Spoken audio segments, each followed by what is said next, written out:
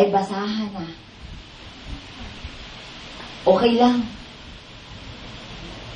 Mas mabuti ang ikaw ang awayin kaysa ikaw ang mang-away.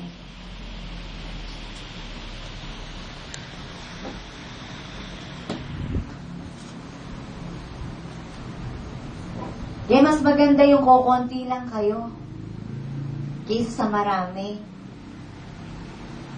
Dapat kayo makakakita kung sino yung katabi nyo. Yan ba'y palagi na dito? Kung yan ang palagi mukhang nakikita mo, yan ay kapatid mo talaga.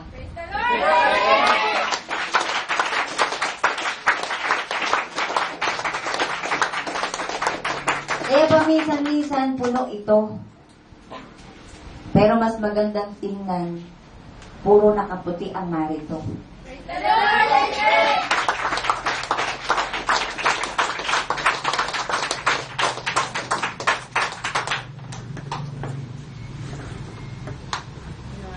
Ang totoo, walang mahirap.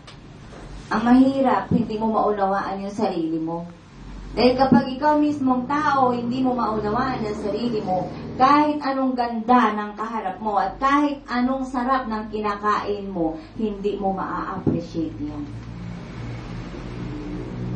Maliban na matanggap mo yung sarili mo, lahat ng bagay, kahit anong sakit, kahit anong bigat, kahit anong hirap, makakangiti ka.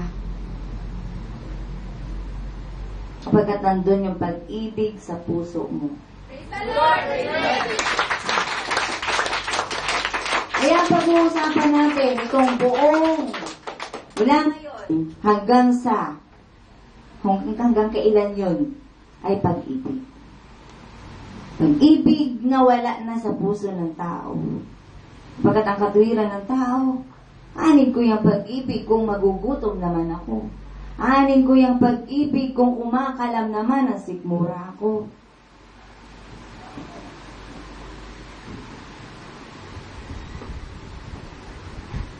Bakit ang Diyos ay nagpakababa? Bakit siya nagkatawang tao? Ang sagot ay dahil sa pag-ibig.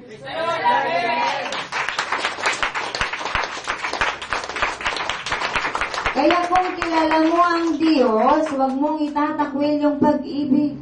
Huwag mong ipagpapalit yung pag-ibig sa dinar. Asa na yung dinar? Asa na yung lapad? Naging bilog na.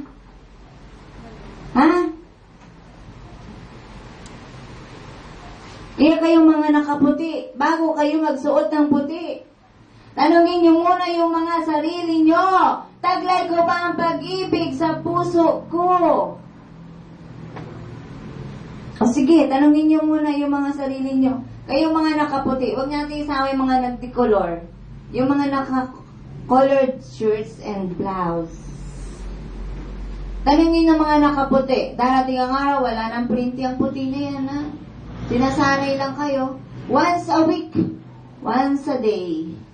One day in a week. Ayaw niyong maging plain white? Kahit man lamang paglinggo? Ayaw niyong maging puro at malinis kahit man lamang araw ng linggo? Amen! So darating tayo dyan na purong puti na ang pangitaas. At darating din tayo kung luluobin ng Diyos, pati pang baba ay puti na.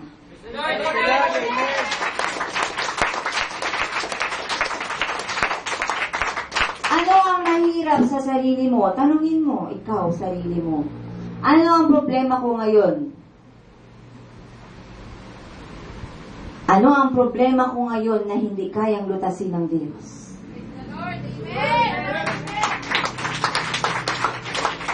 Ano ang hirap na dala-dala ko ngayon na hindi pinagdaanan ng Diyos o hindi pinagdaanan ni Jesus?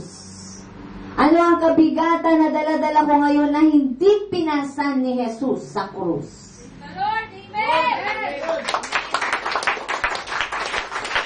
Pagdadaanin natin yan.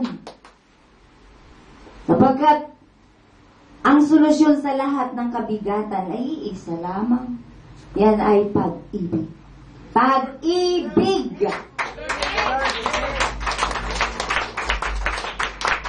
Kung ang bawat isa ay may pag-ibig sa puso, walang mag-aaway.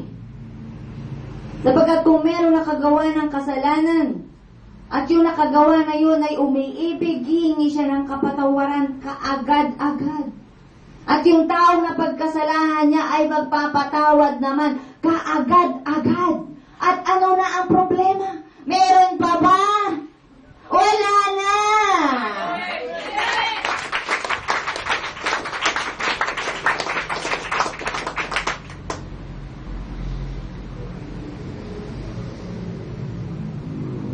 Kaya kung ano man ang mga problema nyo ngayon, ano man yan, di nyo na kailangan isa-isahin.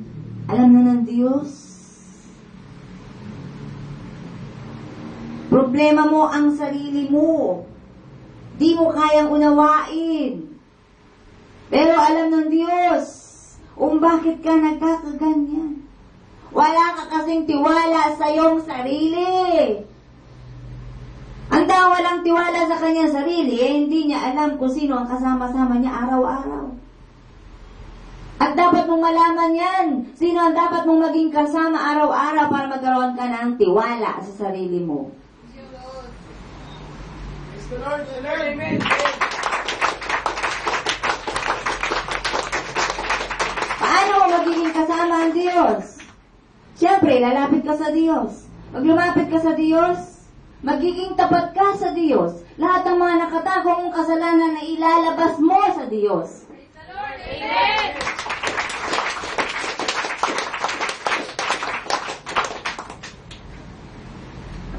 At sasabihin mo sa Diyos, Panginoon, ayaw ko na. Tagal ko na itong itinago. Nabubulok na ako. Wala na akong magawang mabuti. Pagkat bilanggo ako ng mga kasalanan ito. Ngayon ay pinalalaya ko ang sarili ko.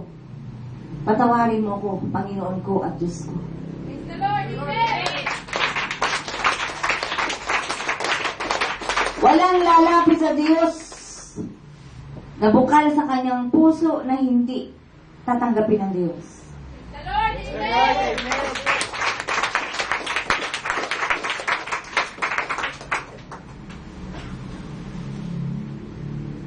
Kaya sa ganitong gawain ng Diyos, makikita ninyo, pare-pareho kayo, na kailangan na ang Diyos. Sino ang pupunta ditong magara ang kasuotan? Sino ang pupunta dito na nakakaangat ang kalagayan? Sabi nga, ang bulok daw ng church.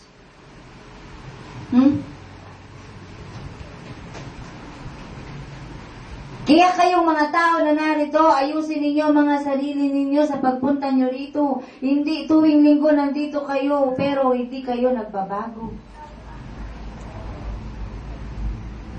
Ano ba ang inyong motive kaya kayo narito? Para magpalinis sa Diyos.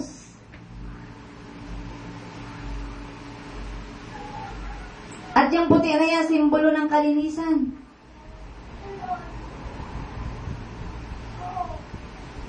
At kapag ikaw ay nagpalinis sa Diyos, magmiti kang maging manatiling malinis. Abagat ang naglilinis sa iyo ay itong mga naririnig mo na salita ng Diyos.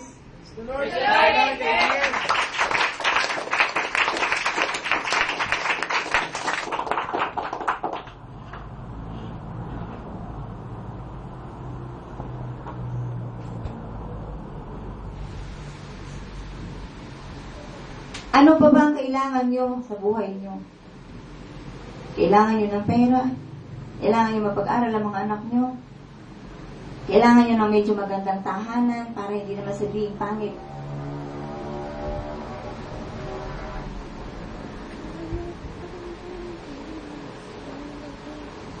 Meron bang taong nagsabi sa Diyos na, Panginoon,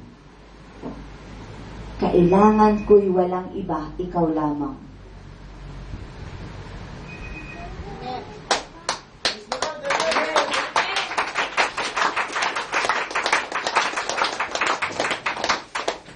Sapagkat kung alam alam ng tao na hindi ito ang kanyang pamalagiang tahanan, hindi na siya hihingi ng kung ano-ano. Sapat na sa kanyang nalaman niya na meron siyang sariling kwarto sa langit. Enough na yung room doon. Super enough.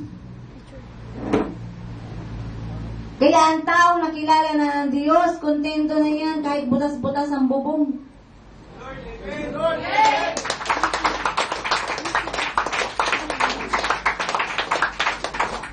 Kahit yung damit niya luma na. Kasi ang mahalaga sa harapan ng Diyos yung puso niya.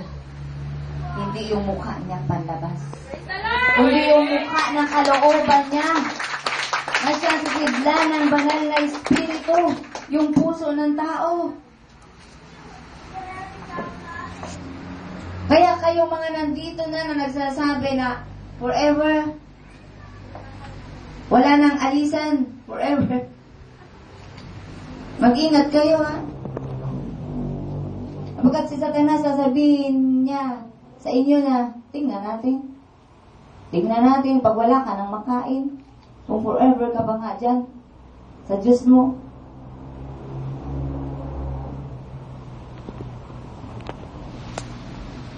Pero ano sabi ni Jesus?